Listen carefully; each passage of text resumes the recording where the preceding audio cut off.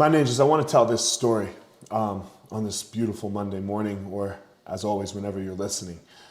So a couple weeks ago, my youngest son, Simon, was playing in a basketball game, and he did really well. He's 9 years old, but he plays in a 10-year-old league. And in that game, he scored 23 points. He's never scored 23 points before, and it's the first time he's played in a while. So his skill level went way up.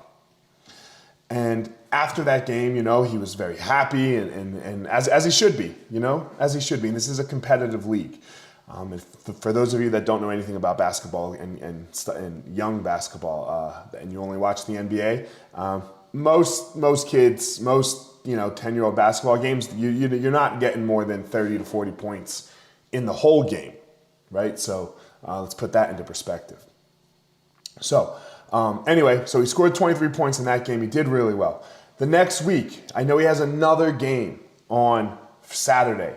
And as we're driving in the car on Friday, I did something really, really unskillful. I put my fear on him. What I did was I told him, I was like, hey, bud, it might be hard for you to play as well in the game tomorrow that you did last week.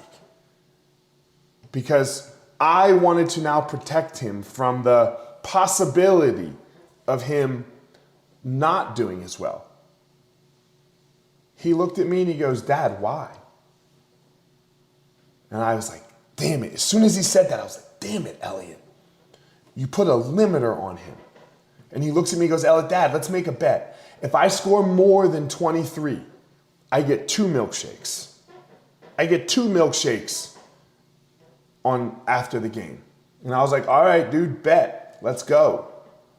He goes out in the game, and we're three minutes into the game. He hits a 3 for his 7th point inside 3 minutes. He turns around, and I learned this means 3 to the dome, in basketball these days. And he goes, told you. And he goes on to score 31 points in that game. There's no limiter on what is possible. I put a limiter on my kid, and so often we put a limiter on ourselves. We put a limit on ourselves of what we think we're capable of because we're scared of the possibility. We're scared of the possibility of failure. We're scared that we're going to fail, and then what's going to happen? How will I feel when I fail and don't reach it and blah, blah, blah. That's what I was doing to him. Look, I was wrong. Just deal with his failure if he fails. Don't put the idea in his mind, and don't put the fucking idea in your mind. Don't put the idea that you might fail first in your mind. It doesn't even cross his mind. Failure and losing is out of the question to him. I know this because you should see what happens when he loses. It's literally incomprehensible. And he loses his mind sometimes. Because he's not even thinking about it a little bit. I don't want you to think about it. I don't want to think about it.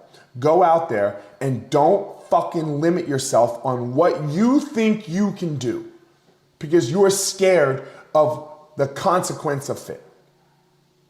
You can achieve so much greatness, my ninjas. So go out there and do it. Discover your passion, find your power, go give your purpose to the world.